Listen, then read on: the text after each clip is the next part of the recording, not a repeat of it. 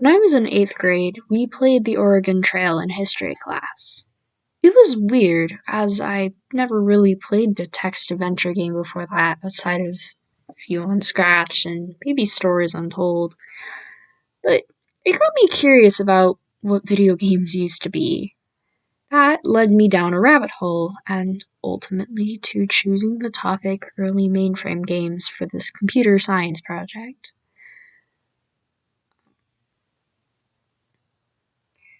So, you might be wondering, what is a mainframe game anyway?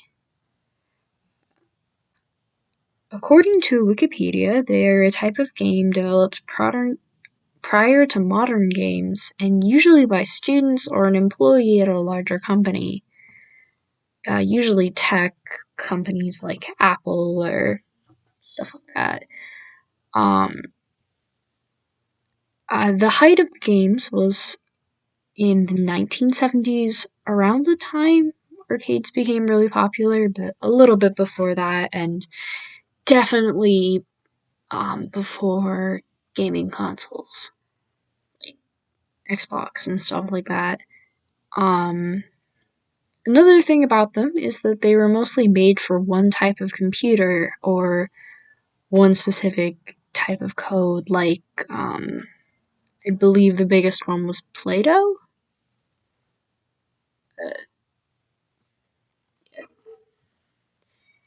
Um, and though most of them by now have been ported to newer computers, the Oregon Trail, which is actually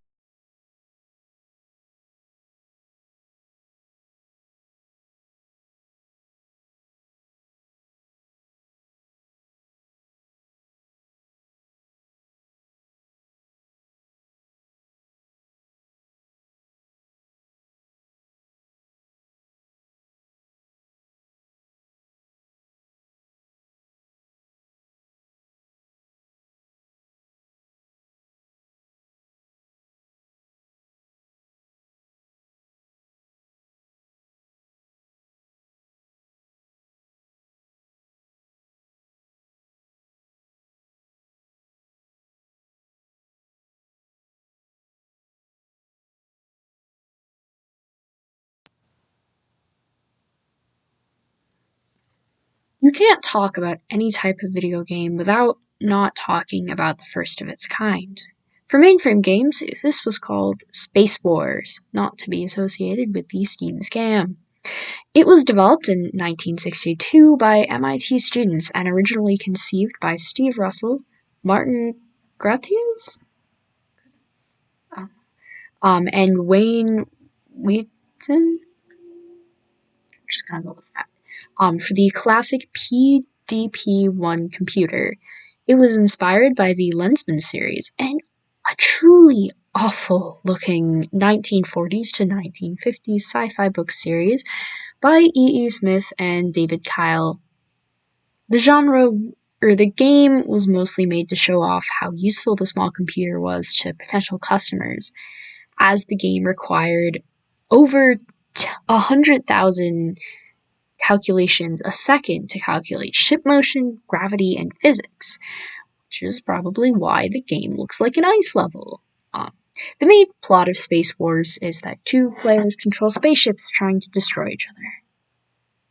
I think there's more to it, but it didn't really make sense. So, yeah.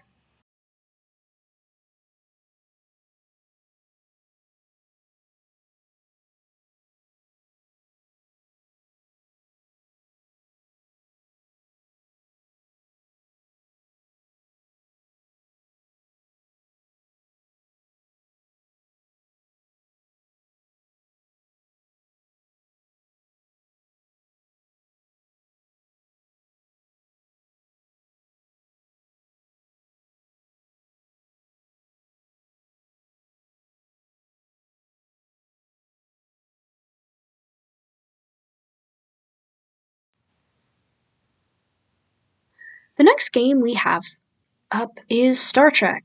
It was released in 1971 and inspired by the original and second only to the animated one. Best Star Trek series ever. I mean, Tribbles. They are wonderful. Um, uh, it was also inspired by Space Wars. I think the programmers were just nerds back then. I think all the memes and jokes and stuff were true. Not that I can complain, I am the same. It was mainly designed by Mike Mayfield in the summer of '71. There were supposedly other Star Trek games, but I couldn't find them, and this was the first of the find and fight style of gameplay.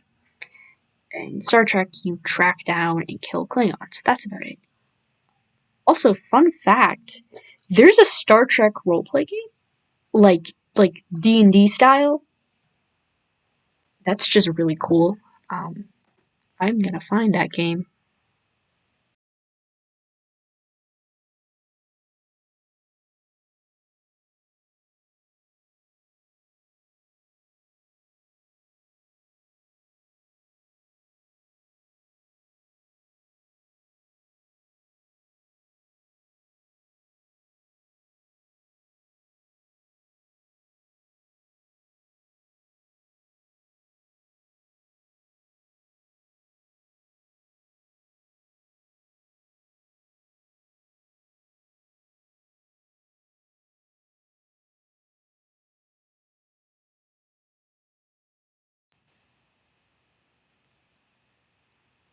The Oregon Trail.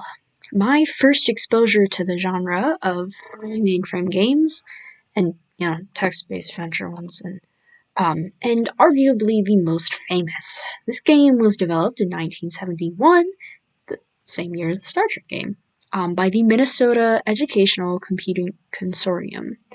They also made a business simulator game called Lemonade Stand to teach kids about maths and business management. Surprisingly enough, they worked a lot with Apple, which the Apple II computer was the one it was designed for.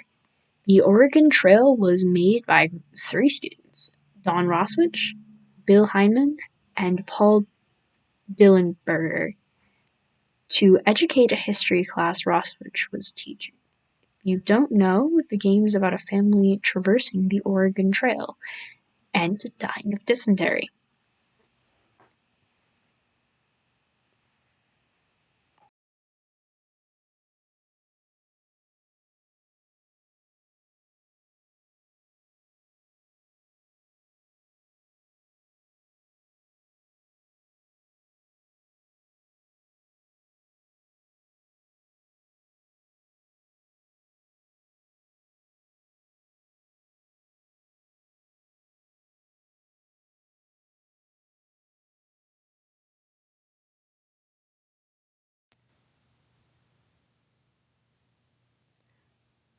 As you can see, the first video games were actually pretty cool. Like, I didn't even talk about half of them, and there were a lot, including one called Moria that I really, really wanted to play, but couldn't find any information on. Anyway, because of this, uh, big sad. Anyways, because of this, um, the early mainframe games actually had a really big impact on video games and computer science in general. Some of these included making PC games more common as they emerged around the time when computers were becoming more accessible to most people, helping popularize computers, as earlier games like Space Wars were used to display what a computer could do, which got a lot of people to buy them for universities, businesses, school, and even personal use. They also got people interested in coding, which, I mean, what a better reason to learn to code than you have a really awesome idea for a game. It's the same today. Video games provide a very unique way of storytelling. But finally, and pretty importantly, they helped develop the genre of educational games. Some of the biggest and most popular games, like The Oregon Trail and Lemonade Stand, were made to be educational. Keep in mind, this was before console games, and games provided an excellent and new way to teach students about topics like business management, typing, eventually, and history. Enough that we still play it in history class. Anyways, I have come to a few conclusions while researching this video. 1. Game devs are nerds. 2. I need to watch the Tribbles episodes of Star Trek again. And 3. Video game history is really cool. Hyperfixation time. Anyway, I hope you all learned something, or not, that's cool too, but I'm gonna go find a way to play more. Bye!